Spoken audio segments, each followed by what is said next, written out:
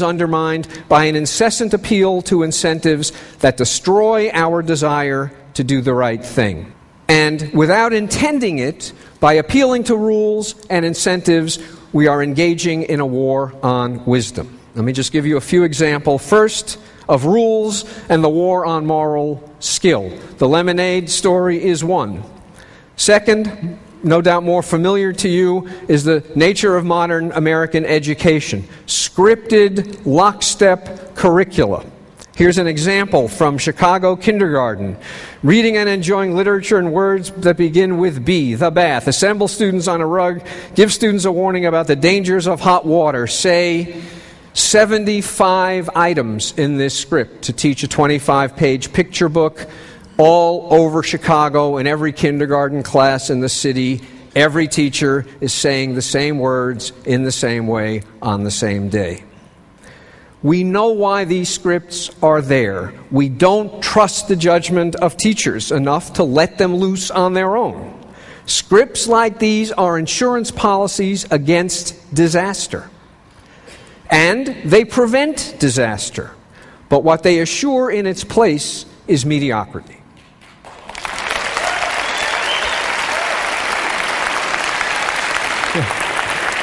Don't get me wrong, we need rules. Jazz musicians need some notes. Most of them need some notes on the page. We need more rules for the bankers, God knows. But too many rules prevent accomplished jazz musicians from improvising. And as a result, they lose their gifts. Or worse, they stop playing altogether. Now, how about incentives? They seem cleverer. If you have one reason for doing something, and I give you a second reason for doing the same thing, it seems only logical that two reasons are better than one, and you're more likely to do it. Right? Well, not always. Sometimes two reasons to do the same thing seem to compete with one another instead of complementing, and they make people less likely to do it. I'll just give you one example because time is racing. In Switzerland, back in about 15 years ago, they were trying to decide where to site nuclear waste dumps. There was going to be a national referendum, and some psychologists went around and polled citizens who were very well informed. And they said, would you be willing to have a nuclear waste dump in your community? Astonishingly, 50% of the citizens said yes. They knew it or thought it was dangerous. They thought it would reduce their property values, but it had to go somewhere, and they had responsibilities as citizens.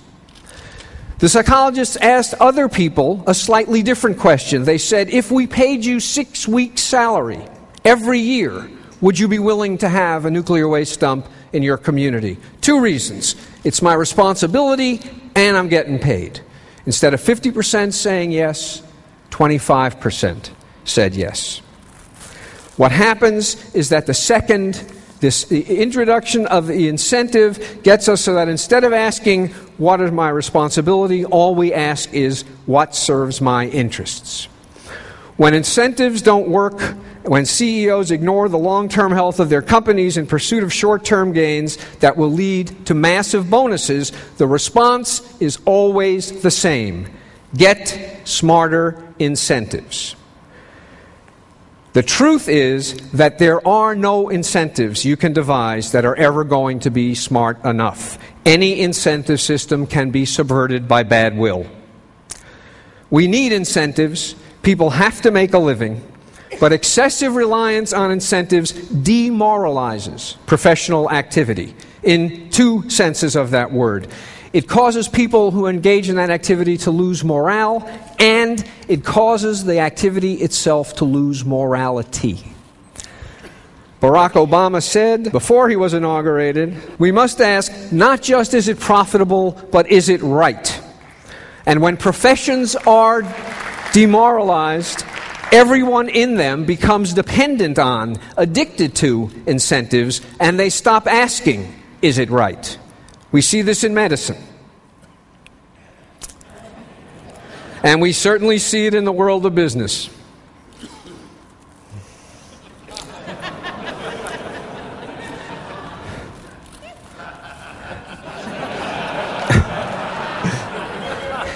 It is obvious that this is not the way people want to do their work. So what can we do?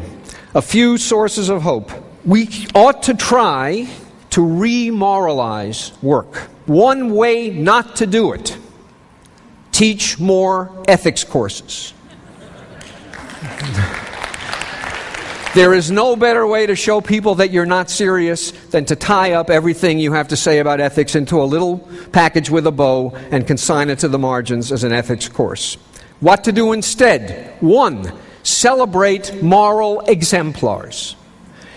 Acknowledge when you go to law school that a little voice is whispering in your ear about Atticus Finch. No 10-year-old goes to law school to do mergers and acquisitions. People are inspired by moral heroes. But we learn that with sophistication comes the understanding that you can't acknowledge that you have moral heroes. Well, acknowledge them, be proud that you have them, celebrate them, and demand that the people who teach you acknowledge and celebrate them too. That's one thing we can do. I don't know how many of you remember this. Another moral hero, 15 years ago, Aaron Feuerstein, who was the head of Malden Mills in Massachusetts. They made Polartec. The factory burned down. 3,000 employees. He kept every one of them on the payroll. Why? Because it would have been a disaster for them and for the community if he had let them go. Maybe on paper our company's worth less to Wall Street, but I can tell you it's worth more. We're doing fine. Just at this TED, we heard talks from several moral heroes, two particularly inspiring to me. One was Ray Anderson, who turned a part of the evil empire into a zero footprint or almost a zero footprint business. Why? Because it was the right thing to do. And a bonus he's discovering is he's actually going to make even more money. His employees are inspired by the effort. Why? Because they're happy to be doing something that's the right thing to do. Yesterday we heard Willie Smits talk about reforesting in Indonesia. And in many ways this is the perfect example because it took the will to do the right thing. And God knows it took a huge amount of technical skill. I boggled at how much he needed to know and his associates in order to plot this out.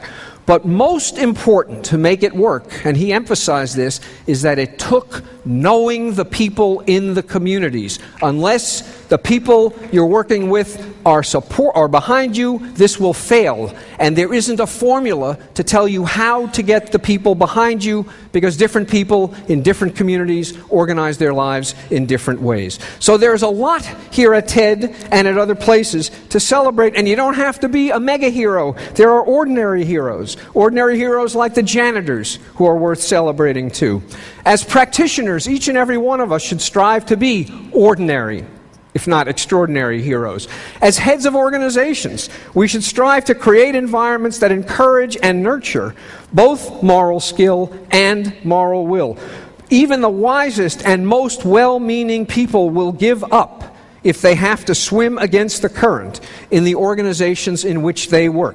If you run an organization, you should be sure that none of the jobs have job descriptions like the job description of the janitors. Because the truth is that any work you do that involves interaction with other people is moral work. And any moral work depends upon practical wisdom. And perhaps most important, as teachers, we should strive to be the ordinary heroes